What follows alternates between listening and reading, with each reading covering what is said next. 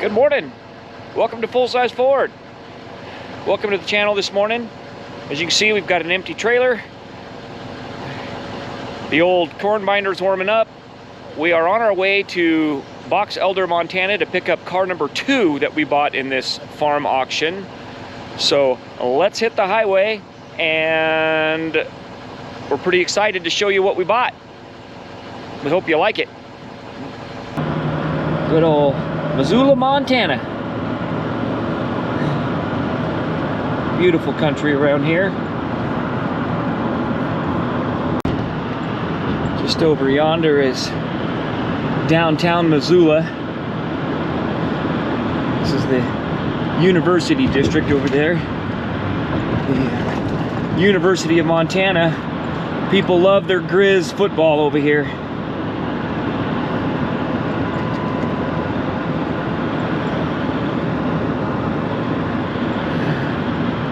Home of the Grizzlies. There you can see the stadium. I don't know if it shows up in the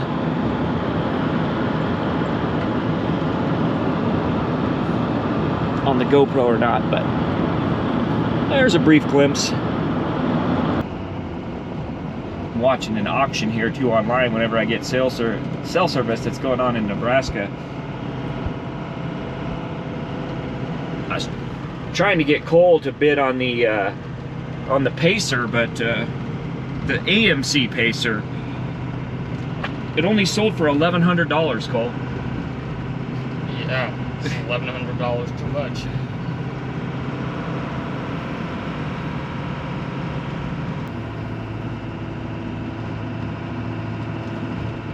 Well, a little Bronco half cab.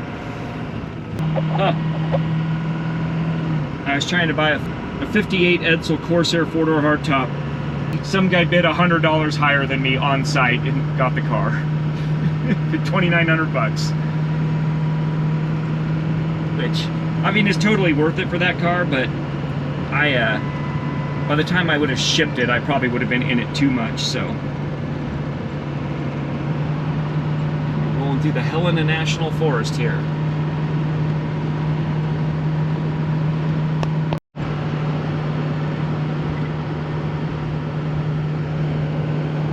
Rogers Pass, Continental Divide, 5,610 feet.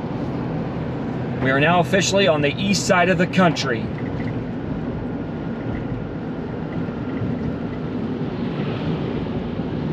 It's not quite Wolf Creek Pass that C.W. McCall sang about, but got a motorhome in front of us from Texas. Everything's bigger in Texas, even the motorhomes. Oh, he's gonna pull over and let us go. What is that? Thank you.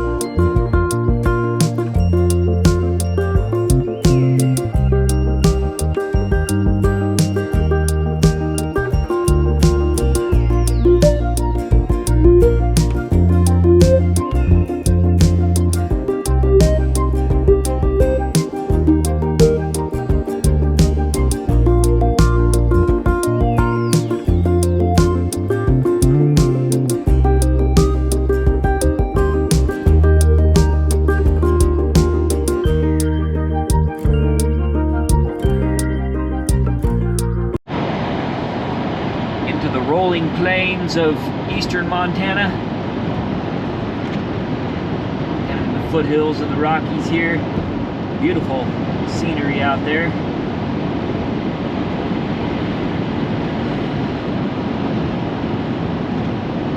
Beef, it's what's for dinner.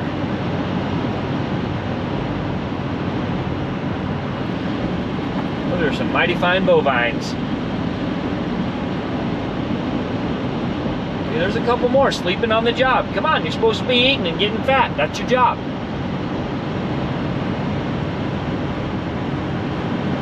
Looks like we got maybe a little rain up ahead.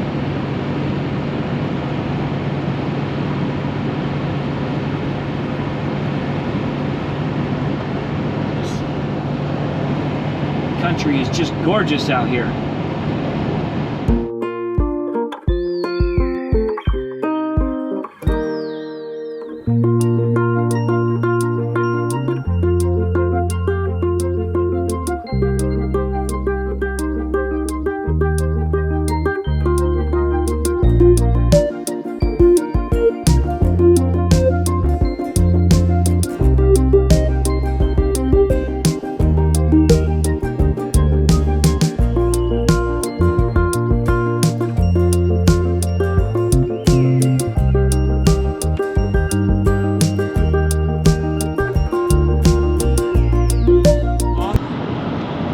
Definitely looks like there's some rain over yonder.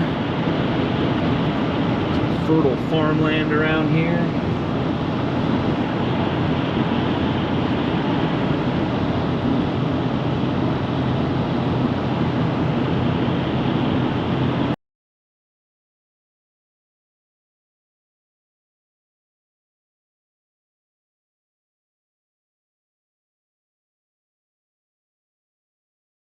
There's a row of classic iron there. It's on Impala, old Chevy truck.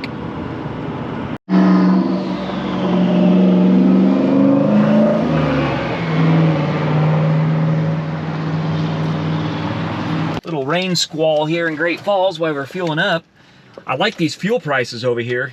That's like that's like 30 cents less than Idaho and like $1 and something less than home.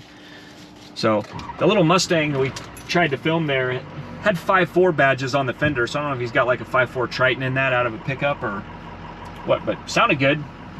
Pretty cool. Somebody was trying to get him to do a burnout there, but I think there's too much traffic. So, all right, on the road towards Fort Benton where we can stop for lunch.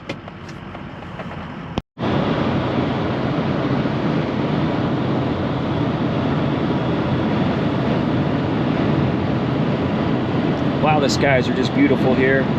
You know, they say the plains in Montana are just flat on the eastern side, but you've got, I don't know if you can see it off in the distance there, but there's the Highwood Mountains.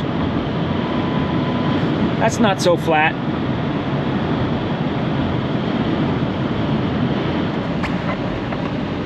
Looks like we might have some rain up ahead too, possibly. Hopefully this road where these cars are doesn't get too muddy. I guess that's been a problem over the last week, so we'll see how she goes.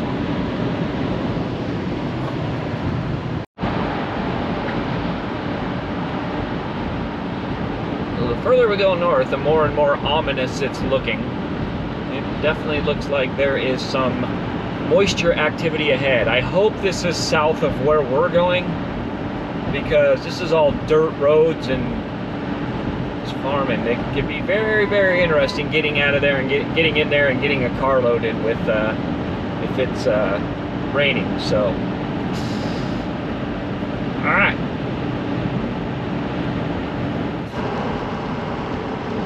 Heading on into Fort Benton here. This was a historic steamboat stop back in the day when the steamboats ran the Missouri.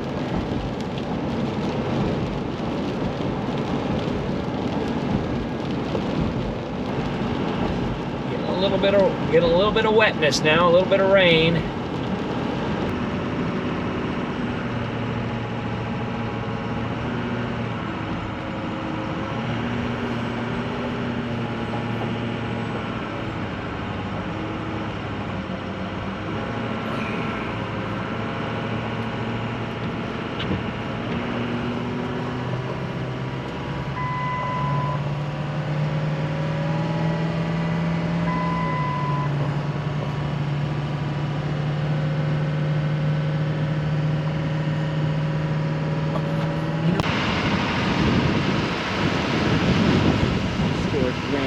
Hotel. Saw that from our last video. There's the Monument to old Shep.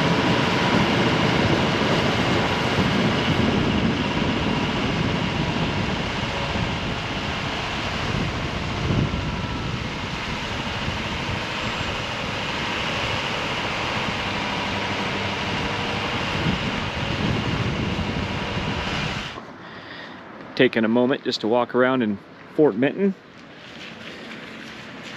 The statue of Lewis and Clark. A lot of Lewis and Clark history through this area.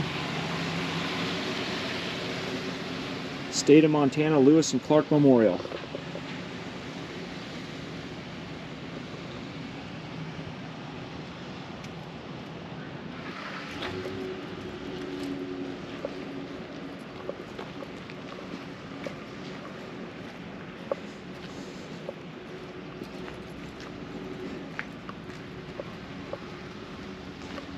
Looks like they're doing some work on this one. Yeah.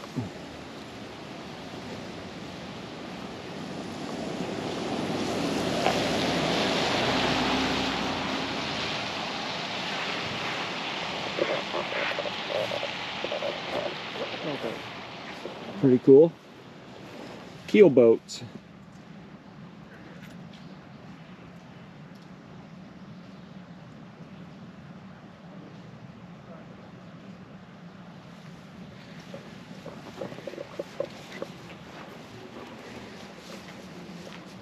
Keelboat Mandan.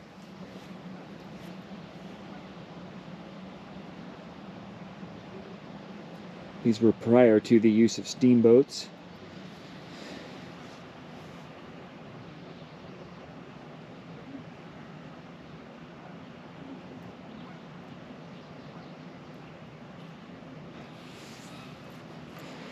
Keelboat speed record 110 miles in 61 days, set in 1811.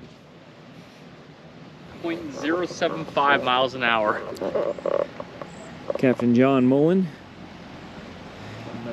Mullen Road. Mullins Pass. The Dalles, Oregon to Fort Benton, Montana.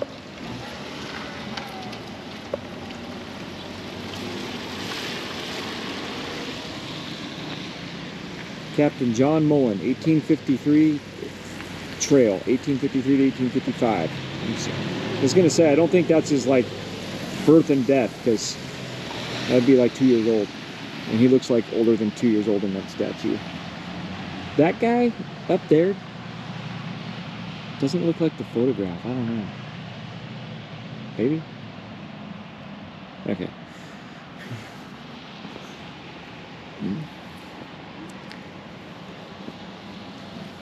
624-mile wagon road to link Fort Benton to the head of navigation on the Columbia. Indian War slowed him somewhat, but Mullen opened his travel route in 1860, years ahead of the transcontinental railroads, at a fraction of the cost of an interstate turnoff. Mullen Road began right at the Sally Port here and ended at Fort Walla Walla. A tourist heading for Spokane retraces hundreds of those miles.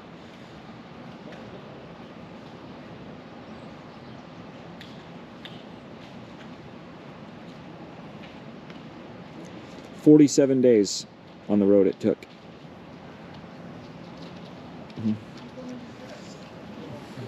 And we did it in a few hours. New brick building, built in 1882.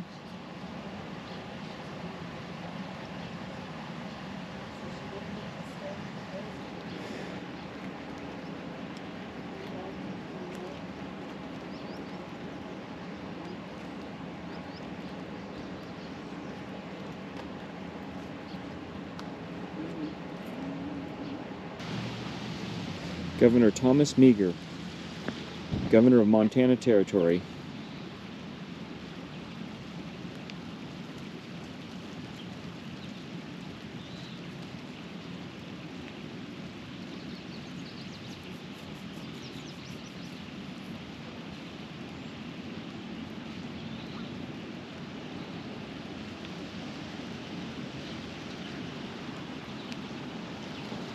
Body was never found.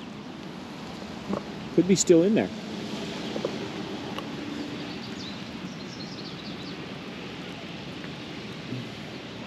A few yards from here, Meager met his mysterious fate on July 1st, 1867.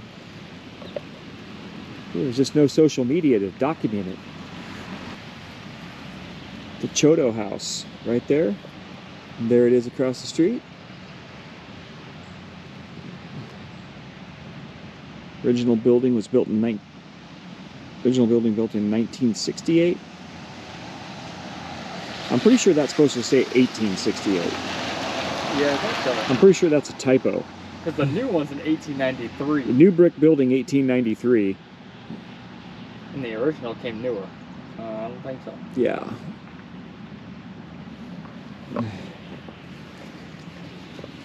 Yeah, 1868 was the first one. The third floor, because you don't see that third floor in the original picture. That third floor was added in 1910 during the Homestead boom. Bloodiest block in the West, 1867. Opened 24 hours a day where anything was legal during the gold rush days. Madame Moustache. Eleanor Demont, aka Madame, is that Madame Mustache? That doesn't sound very appealing.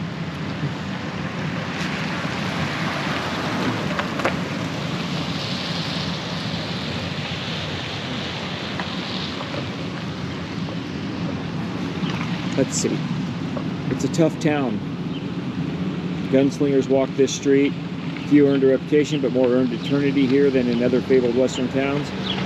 Indians were fair game. Corpses were dumped in the river.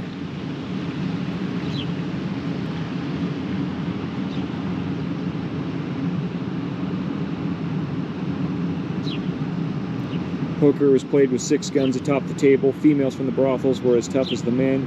Madame Moustache brandished Colts to halt the landing of a steamboat carrying smallpox. Saloons and houses stayed open all night. The block was lined with bar rooms, cat houses, and gambling dens, so lawless it had to be circled by a cavalry troop so a U.S. Marshal could serve warrants on 5 of its residents. Oh, the Old West.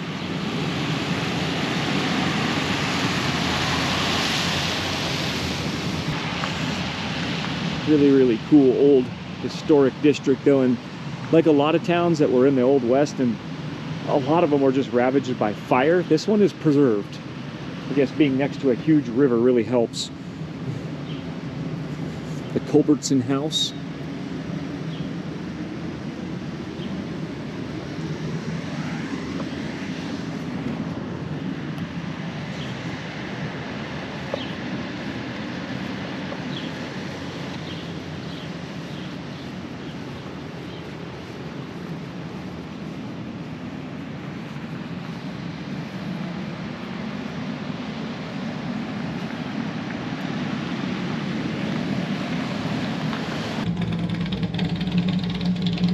The bridge at this site was completed in 1888. Remained in use till 1963.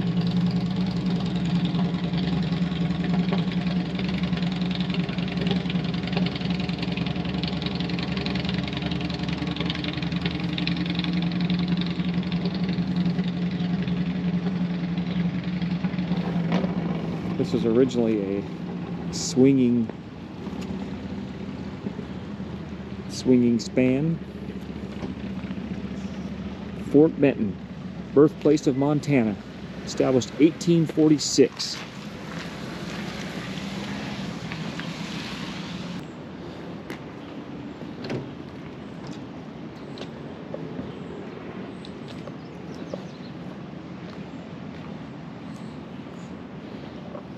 Shallow water, no jumping from the bridge. So this apparently must be the newer span. There was a swinging span that was built.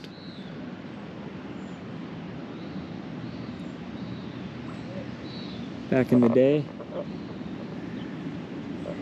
And it was hardly used.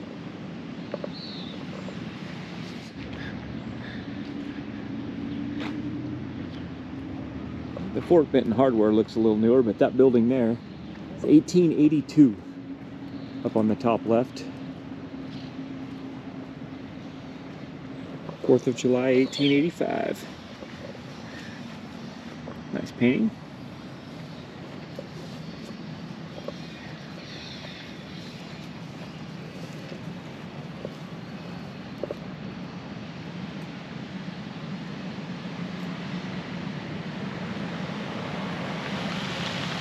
That's the old firehouse right there.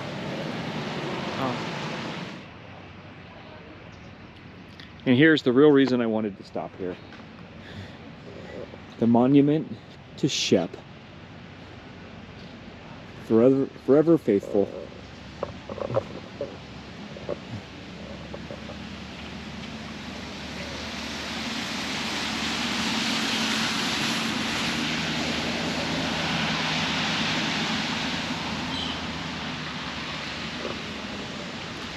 Standing tall.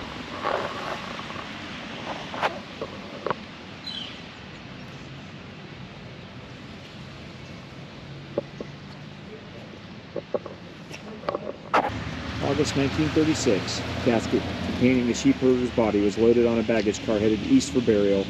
A dog of collie strain watched with anxious eyes. He was to be there to meet every train year after year.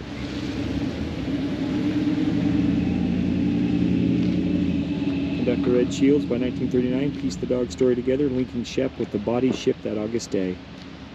Shep became famous. Many well-known intention offers to adopt him were gently declined. Friends knew Shep's sole aim was to keep his vigil. Shep died January 12, 1942, slipping on the tracks before an incoming train. His passing was mourned by all who knew his story. He was laid to rest atop the bluff above the depot. His funeral was attended by hundreds. Reverend Ralph Underwood took as his theme Senator George Graham West's eulogy on the dog, a tribute as a dog's faithfulness to his masters, which Shep so fully exemplified.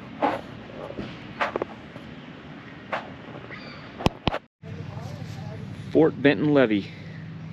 Steamboats coming through. 75% of freight for the Northwest was unloaded right here on this levee. That's pretty amazing.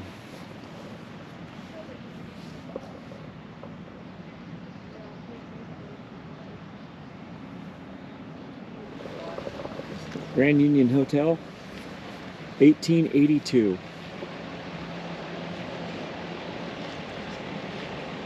Photograph from the Grand Union Bar from 1890.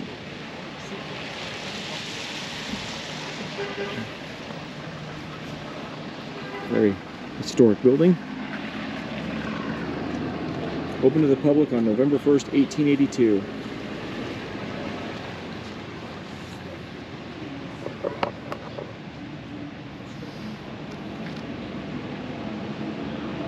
It's $200,000.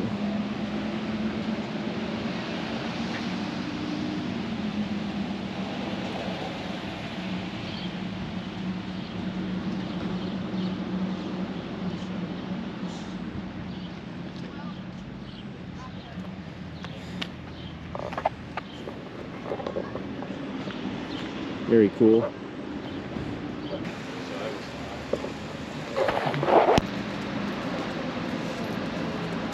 What a welcome sight that would have been for somebody on a long journey back in the late 1800s, early 1900s.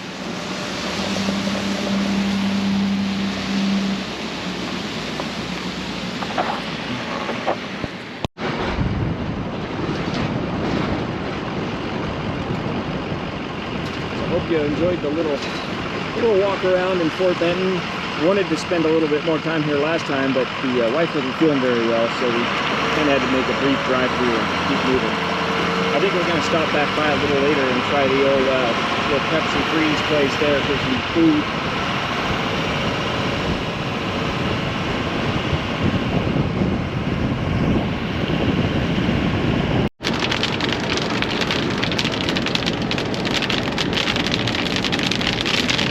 Summer squall here in high plains of Montana.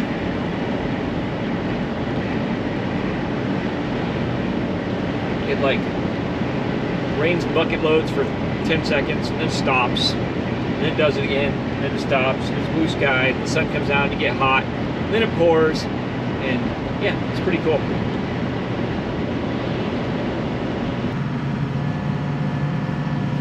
We'll see how much pavement we get this way. Last time we went in off Highway 2 from the north side to the ranch, and we only got a couple miles of pavement and it turned to dirt. So we'll see what we get this time.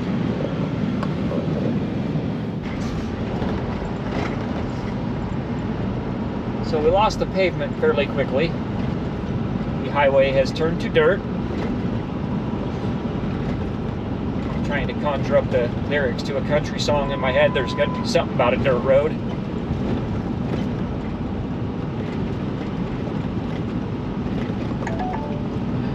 Miles and miles and miles of farmland out here. Amazing.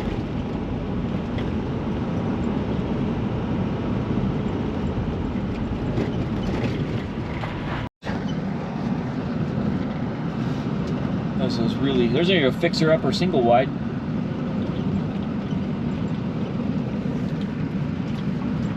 Right up here.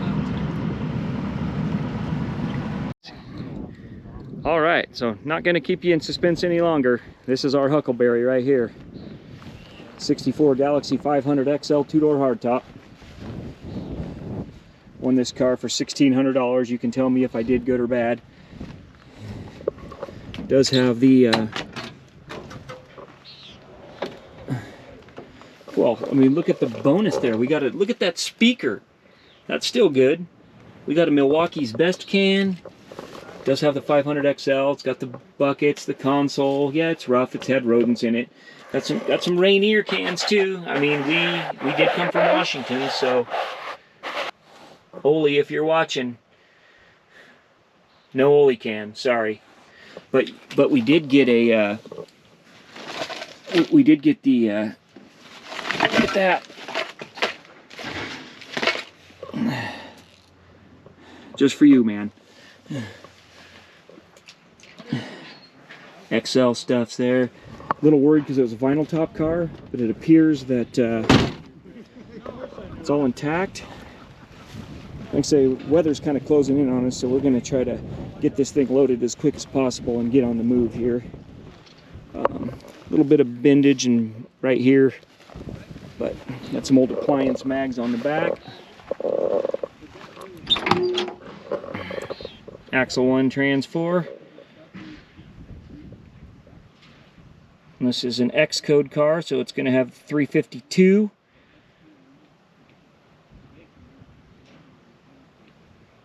So let's get it up on the trailer and then we'll open the hood and we'll take a look in there for you. Still has the XL ring on the steering wheel. I loved the XL door handles on these cars. Super cool. I thought from the auction pictures that window was going to be missing over there that was broken. It's actually just in there. It just doesn't roll up. So doesn't look like we got any keyage with this one. We did with the Lincoln. We got lucky on that one, but looks like the ignition's been punched out on that, and I see that stuff's dangling down here, so yeah. But that's all right. That's easy fix. We can take care of that. I'm just glad, looks like the console's still in it. Anything in the console? Oh, keyage in the console. Look at that. Old coil laying in there. Got some pennies. We'll have to check the date code on those. See some Western family matches. Can't believe it. There's keys in there. They're soaked in some kind of oil, but they're there. Nice. All right. Well, headliner's starting to come apart, but it is still there. But all in all, I'm happy with it. Some of you might call me an idiot, but I'm good. Gonna need. Unfortunate that this piece of trim is messed up. These Galaxie 500XLs are a little tough to find. Gonna need a front bumper. Pretty sure I've got one. I like the Surveyor Super 70. No. Anyway, enough talking. Let's get it on the trailer.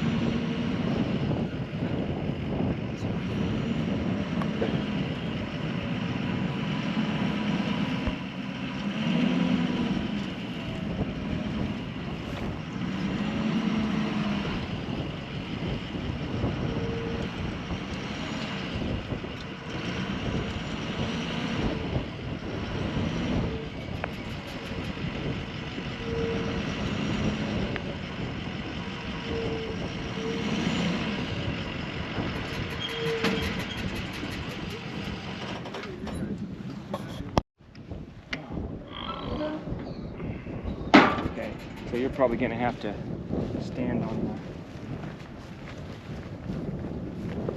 the... Let's see if the window will roll down. See, there's keys in the console. Yeah, you said that. Leave that.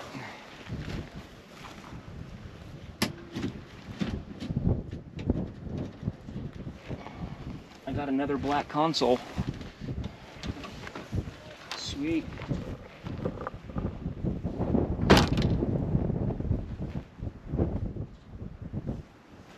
Okay. So I'm probably going to need you to stand on this here and try to get this thing to go down. Yeah.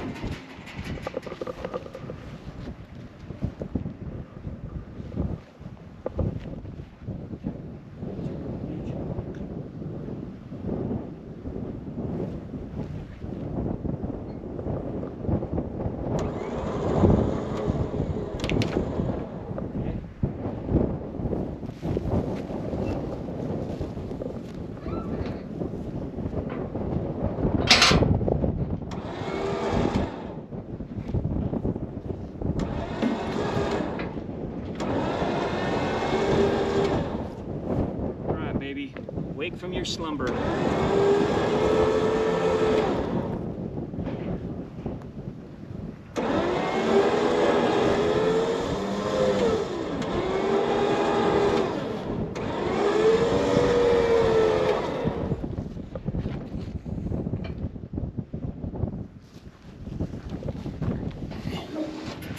Not heavy enough. You need my fat butt on there too? Yeah. Okay.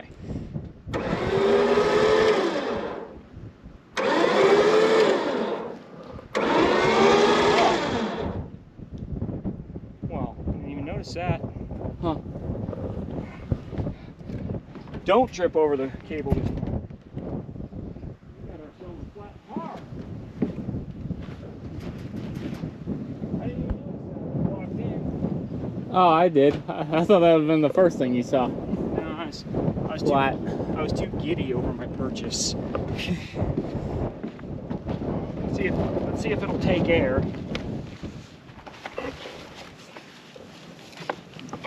Okay. Look at that. BF Goodrich Radial TA50. That's vintage right there. So, I don't even know if this thing's going on there. Yeah, I guess it is. It's just spinning the whole valve stem and the wheel, which... You're missing some of your lug nuts on there too. Yeah.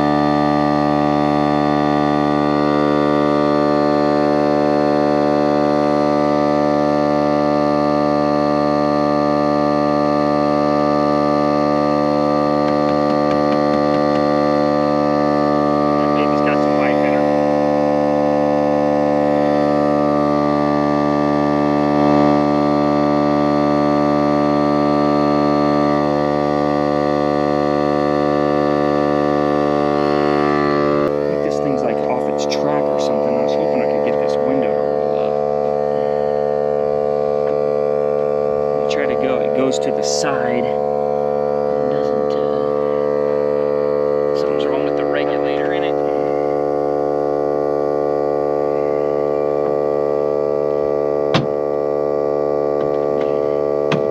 See, it's acting like it wants to try to catch and come up, but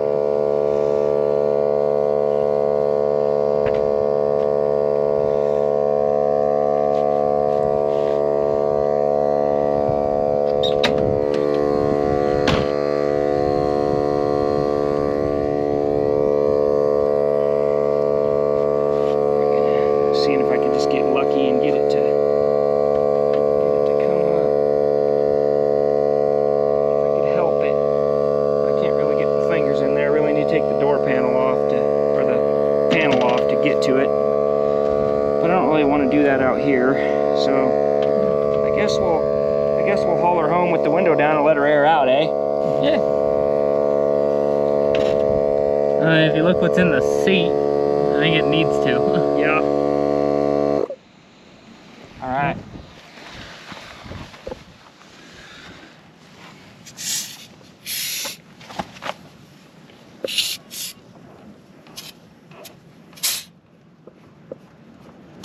So I think when I came out here the other day, I think all the tires were up on these on this rig. But she took care, so we're all right. Yeah. Now, go on the trailer. Let's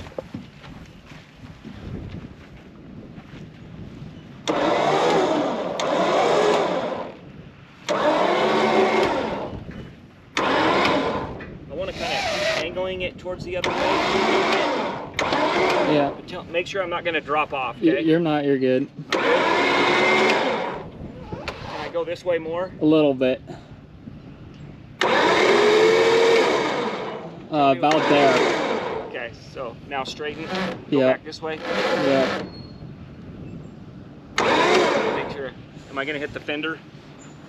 No, not yet.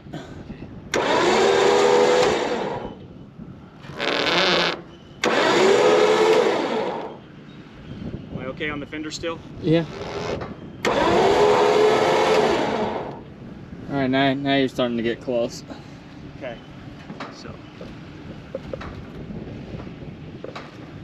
So keep going. All right, you're clear of it. Okay. How much room do I got over there? Can I still? Not a lot, but you're kind of higher than it almost. Really? Okay. So I can kind of keep running that way just a little bit. Okay. Let me know if you touch something. You got like half an inch. Back this way. Yeah. Good. You can kind of straighten it, but that's about it.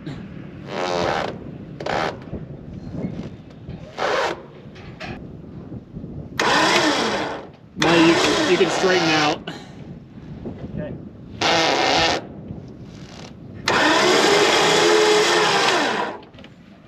You can go a little right if you wanted to as well.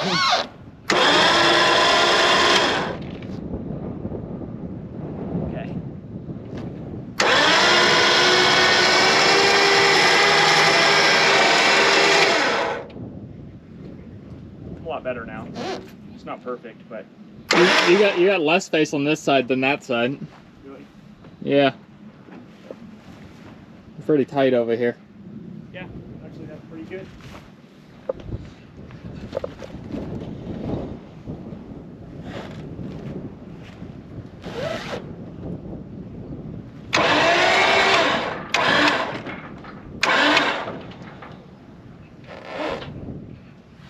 And you pretty much have the winch bottomed out now. Okay. Are we close yet? Going down? No. So we both get up here. Oh, we got it. There it went. Okay. Don't move. Don't move. Don't move. Stay up there.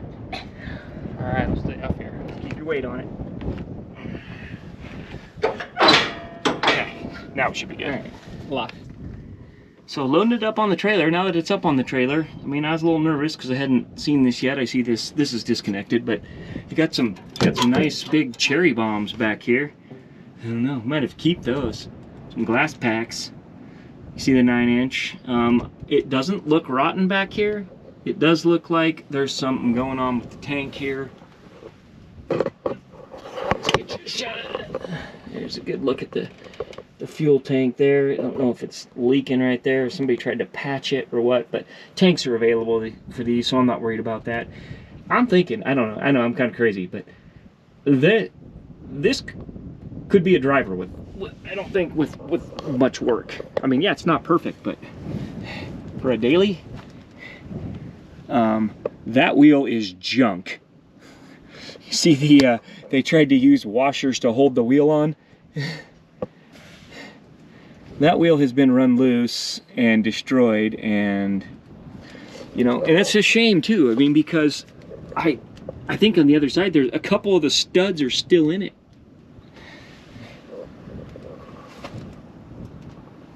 So let's get, I mean, yeah, some bumps on the rockers there, which is these cars were long, so it was pretty common for people to bottom them out. So anyway, yeah, throw some exhaust on it, get it running, clean that interior up, that window working. I think we got ourselves a, throw the wife in it and take her down to the steakhouse. Might even let her drive. Somebody must have put a hood ornament on it at one time. It's got a hole there, but that hood's going to need to be replaced anyway. We've got more hoods. Not any in the correct color, but you know. But I promised to look under the hood. Let's get a look under the hood. Hey, look, same kind of turds that were in the Lincoln. But there she is with the hood open. Did have a block heater in it. Does look like it's got a 352 in it. I mean, it could have been swapped, but those are the original type valve covers it would have had with the Ford script. Had it been the Z code 390, this would have the valve covers that said Thunderbird on them. But I'm seeing that it's looking complete, so I'm thinking we can get it to run. It's definitely got an early intake on it with the oil fill. Looks like it's got a, this is definitely a later model air cleaner. How do I know? I know because of the way it is, and the D4AF right here. That is a 74 part. Smog era stuff. Here's one thing I really want to look at on this car. Oh yeah. See, in 63, the 352 was a 2-barrel. 64, it went to a 4-barrel. And this does have its original Autolite, like 4100 on it, the C4AF tag on it. Cool. The stupid things that make me happy. Definitely had some rodent livage there. Let's look at the intake as a C4. That looks like a C4 SE on the intake because they probably pulled it off the Thunderbird line. So it's got a cast iron 4-barrel intake with an Autolite 4100. So that's cool. We'll run it. Let's put that back on. Let's see if I can pull that off one-handed.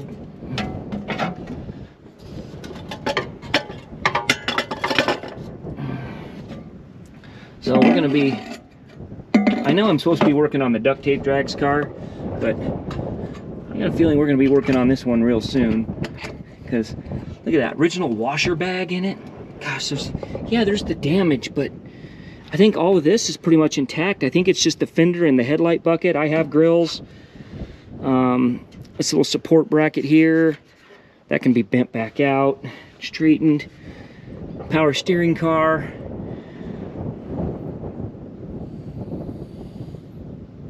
Those plugs don't look too old in it.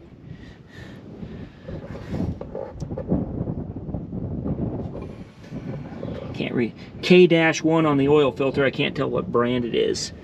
Let's look down here and see. Okay.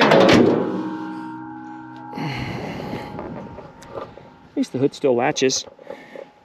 Oh, the oil filter's got a smash in it. I can't get my head under there to read it.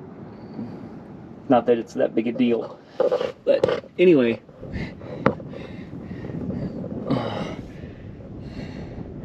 Core support looks dry. I don't see any rot in it up there. So, yeah, just some cosmetic stuff. We'll have this baby back on the road in no time. Famous last words. So, anyway, now that she's loaded up, we're ready to hit the road and start heading back towards Spokane with our rocket ship in tow.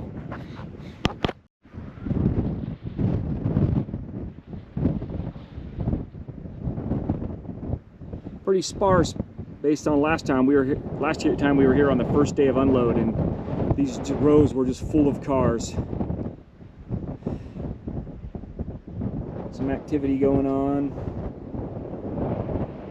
Dig that old fire truck over there. That thing's just cool. Some guys loading up one of the swept lines. But anyway, we got ours on. It's time to hit the road. Maybe we'll see if we can swing by the North Farm and just check out the other car we bought before we go home.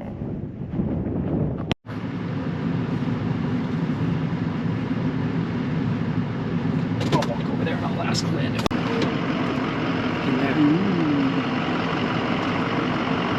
That's that old Nash. There's a Cadillac getting loaded up.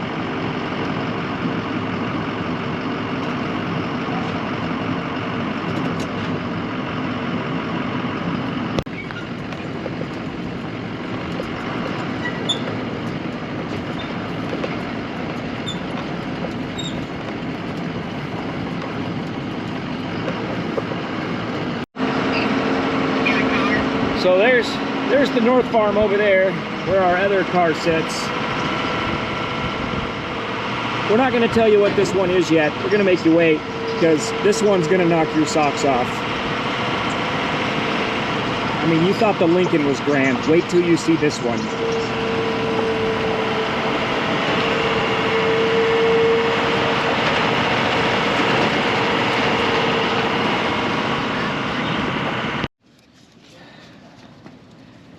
All right, we got to officially christen the car.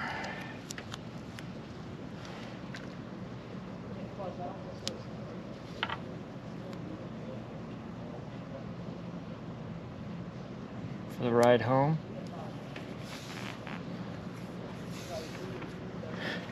Boom.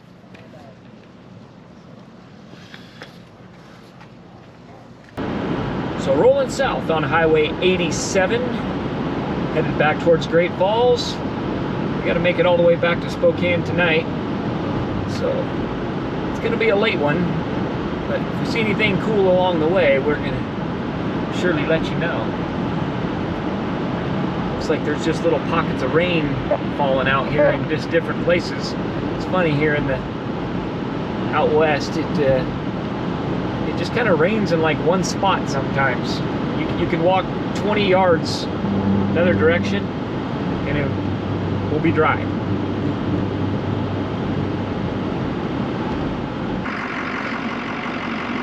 Would you look at that? The sun's radiant beauty just shining down on the plains. I could just sit and look at this for hours. Cole's going, can we just get home? At the Highwood Mountains off in the distance there. Those cotton candy clouds.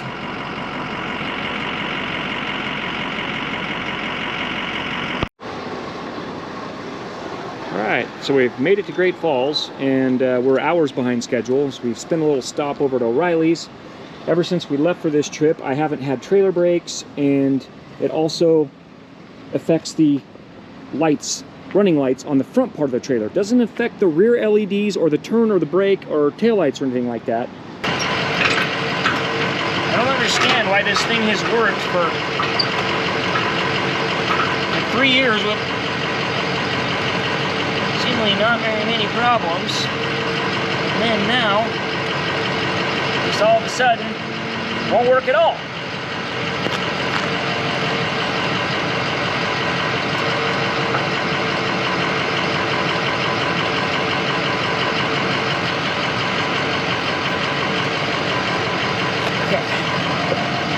You can see there, I don't know if you can see it very well in the video, but you see the top half of this ball is black. It's a greaseless ball. So it's like a hard plastic or Teflon or something. But for some reason, we took this whole thing apart, we cleaned it, everything, nothing. So now I'm gonna try something wacky. Stop this little mini mart. Tear me off a sheet.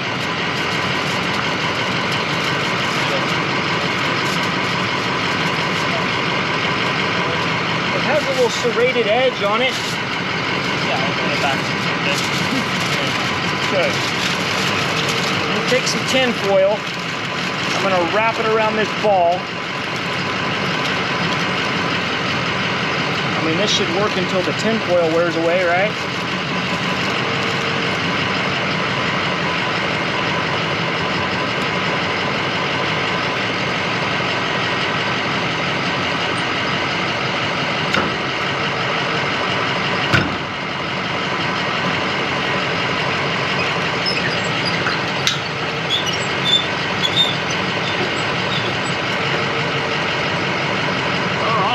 Are they?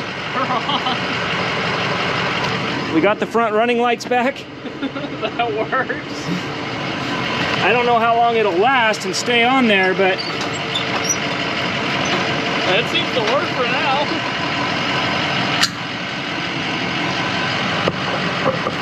give me that little locky doodad there. I love the idea of the greaseless ball. I don't have to have the little cap on there because it's messy and I always rub it up against my good shorts and ruin them.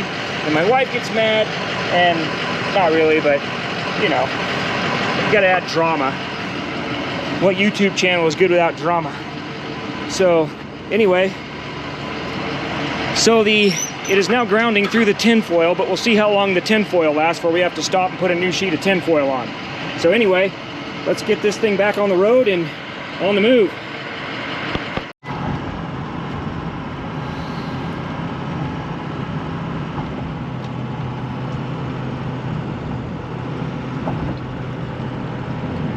So you can see that in there. Those front running lights on the trailer. Our tinfoil trick didn't work quite the way we intended. Now I've got lights that are just constantly, instead of just being off, now they're just constantly flickering. And I've still got this every 2 seconds. It thinks that the trailer's coming off and gives the trailer disconnected warning. So I'm gonna fight this all the way home. I'm gonna have to, I still have the old ball for this trailer hitch setup. That's not the greaseless one. I'm gonna have to go back to that and see if that doesn't solve the problem.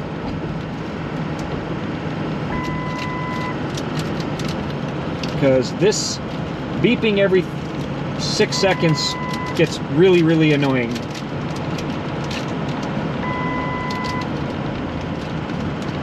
I don't know, maybe we pull over and put 3 more layers of tin foil on it.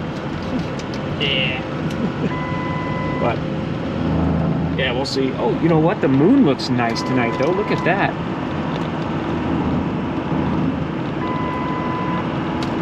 You want gummy bears?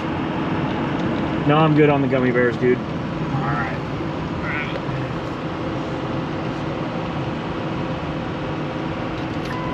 All right. So rolled in about a little after 3:30 in the morning last night, or this morning, I should say, and went straight to bed. Got up, made it to church this morning. I have not opened the trunk on this car, so here's the grand reveal. Let's see if we can is it even in there? Uh-oh. Uh-oh, maybe that one's too... Well, let's take a look here. Well, looks like a screwdriver's not going to do it on this one. Let's see what they got missing. I'll be right back. Alright, so I got the lever. Let's see. Rodent bedding. You can see this is most likely going to be the original Rangoon red paint right here.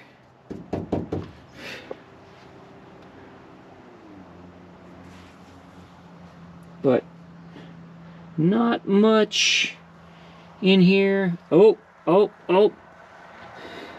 We got a Montgomery Ward glass track belted G7815. Oh, we've got a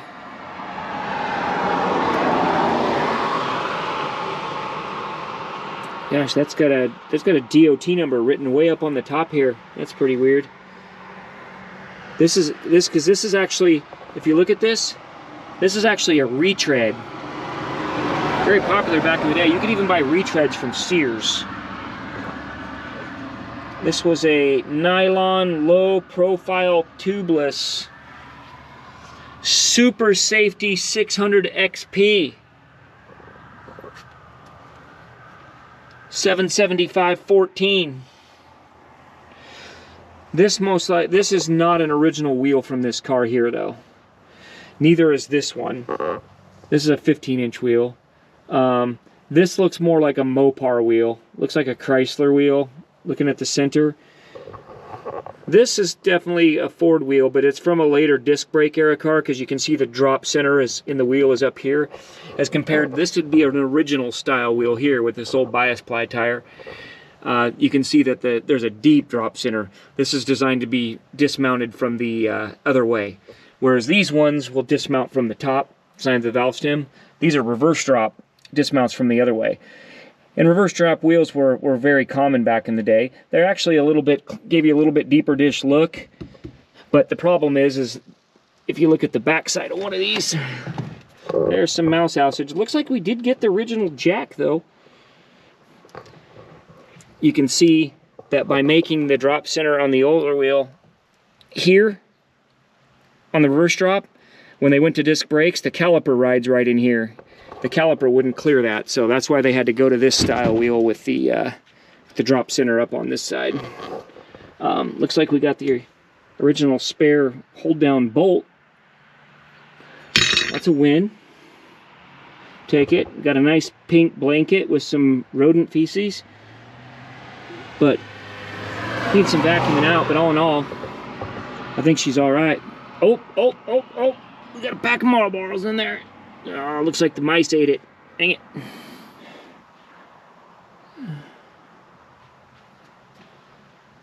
It looks like underneath this tire here. Looks like we got the original jack in there, but you never know, you know.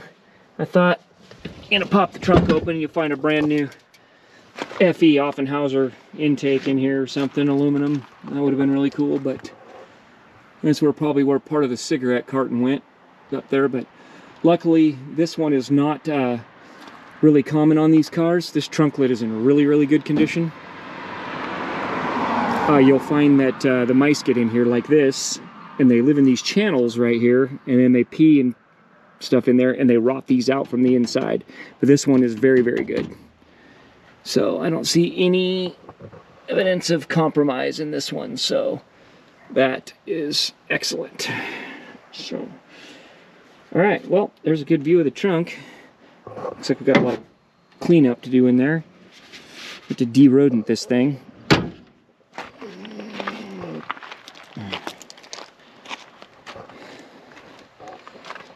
So, real quick, we'll take a look at the door tag on it. You see, it's a 63C in the body code. That is a 500XL two-door fastback sports roof, color J, Rangoon red, and we saw the original Rangoon. This has been painted over, but you can see evidence of where it's peeling off in the original Rangoon red underneath. Trim is an 86. It's black vinyl. 11F. This is a late 64 car. This was built in June.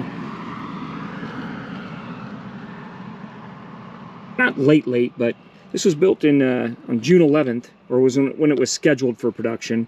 That doesn't mean that's the day it actually went down the assembly line, but axle 1, that's your typical 9-inch 300 ratio. Trans 4, 3-speed cruise-o-matic. It's going to be the MX big case, sitting behind an FE. 464 P, Twin Cities assembly plant. 68 body code. That is going to be a again, denote the 500XL, and then the X would be the 352. Cool thing about these years, as we saw earlier on the engine, that is a 4-barrel. Still has its, looks like its original auto light in there, and then your sequence number, your build sequence number. So really nothing like, I mean, if you had an R or a Q here, that'd be really cool, but yeah. Also, on the one thing you see missing here is the DSO. Usually here on the West Coast, this is a Twin Cities. We see a lot of cars on the West Coast that come out of San Jose. This one's out of the P, indicates Twin Cities. No DSO. Heard a couple different theories on the DSO, but I don't know if any of them are concrete. One of them says that if the DSO was missing, these were manually imprinted, and that the guy who was making the tags that day simply forgot to put those dies in it, and it wasn't stamped. Others have said that this is the a car that was not ordered by a dealership or a regional sales office. This is a car that Ford just put together in the factory and offered for sale to send out. And I don't know if that meant that, like, hey, you know, we need a couple 64 Galaxies. Call up Detroit and see if they've call up Dearborn and see if they've got any. And they would just have these ready. Or some have said that they had a bunch of extra parts and they would just assemble cars from the extra parts. I don't know if that's true. Anyway, I'd like to hear what your thoughts are on that. Comment below, let me know. But this one does have a missing DSO.